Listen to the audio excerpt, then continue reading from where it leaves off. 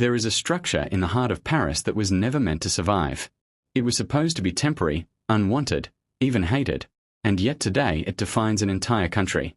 The Eiffel Tower rises into the sky like a question that was never fully answered, cold iron and perfect symmetry, a monument that feels less like architecture and more like a statement. But what exactly is it saying? To understand that you have to go back to a time when Paris was restless, when the air was thick with change, when the echoes of the French Revolution still lingered in every street and every whisper. The year is 1889. A century has passed since revolution shook France to its core. And now the nation wants to prove something to the world: strength, innovation, power. So they announce a grand event, the Exposition Universal, a world fair unlike any other. And at its center something extraordinary is planned: a tower, not made of stone like the cathedrals of old, but iron, raw, industrial, modern, a design that would challenge everything people believed architecture should be. The man behind it, Gustave Eiffel, a visionary or perhaps a risk-taker with something to prove. When Eiffel presented his idea, it was not met with applause but outrage. Artists, writers, intellectuals, they called it a monstrosity. They said it would ruin Paris, destroy its beauty, cast a shadow over its soul. One protest letter described it as a gigantic black smokestack. Imagine that. The very structure millions admire today once considered an eyesore. But Eiffel did not stop. He saw something others could not, or maybe he simply refused to see what they saw. Construction began in 1887. And slowly, piece by piece, the tower started to rise. Workers climbed higher than anyone in Paris had ever gone before. There were no safety harnesses like today, no advanced machinery, just iron beams, rivets and human courage. Every day they risked their lives not for beauty, not for art, but for an idea. As the structure grew, so did the tension. People watched from below, some in awe, some in anger, and some in quiet disbelief, because no one had ever seen anything like it. A skeleton of iron, piercing the sky, unnatural, almost alien. By the time it was completed in 1889, the tower stood at 300 meters, the tallest man-made structure in the world. It was not just a building, it was a declaration. But here is the twist: it was never meant to last. The plan was simple. After 20 years it would be dismantled, gone, erased from the Paris skyline as if it had never existed. And for a while that future seemed inevitable, because despite its height, despite its innovation, many Parisians still did not love it. It stood there admired by visitors but questioned by locals, a stranger in its own city. So why was it not destroyed?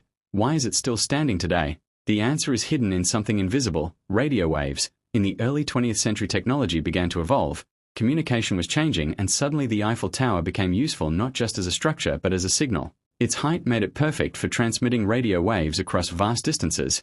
It became a strategic asset, a tool. And that changed everything, because once something becomes useful it becomes valuable, and once it becomes valuable it becomes untouchable. The tower was saved not because people loved it but because they needed it. Think about that. One of the most iconic landmarks in human history survived not because of beauty but because of function.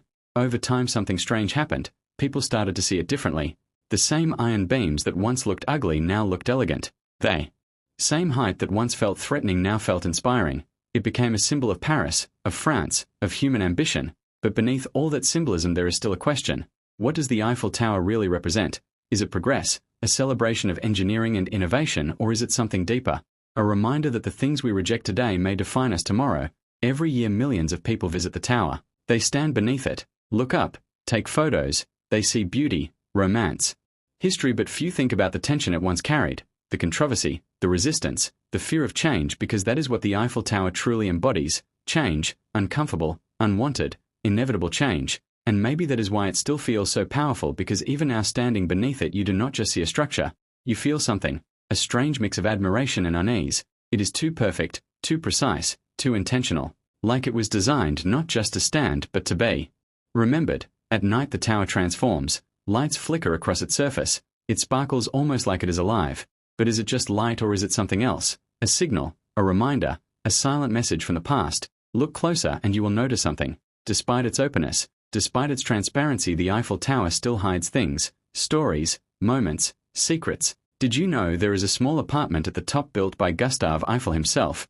A private space hidden above the city. While the world admired his creation from below, he had a place to observe it from above, to watch people watch his tower, to see their reactions, their emotions, their curiosity. What did he think standing there alone? Did he feel proud, vindicated, or did he wonder if the tower would outlive him?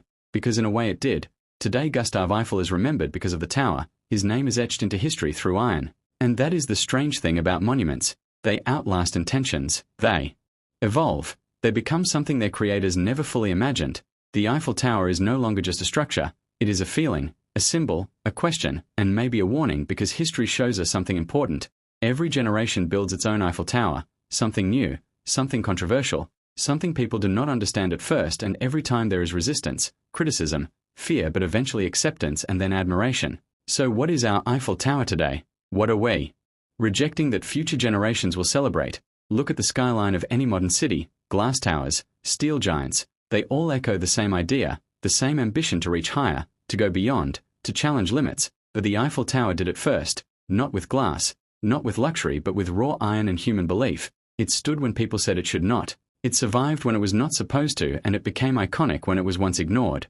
That is its real story, not romance, not tourism, but transformation from rejection to reverence, from temporary to timeless. And maybe that is why it still draws people in, because deep down we see ourselves in it, our struggles, our doubts, our potential. We are all in some way unfinished towers built piece by piece, judged by others, questioned by ourselves, hoping that one day we will stand tall enough to be understood. So the next time you see the Eiffel Tower, do not just look at it, feel it, the weight of its history, the tension of its creation, the silence of its survival, because it is not just a monument, it is a story, a reminder, a challenge, and maybe, just maybe, a reflection of who we are becoming. And if this story made you see the world a little differently, then stay curious, keep exploring, and let me know what you think below.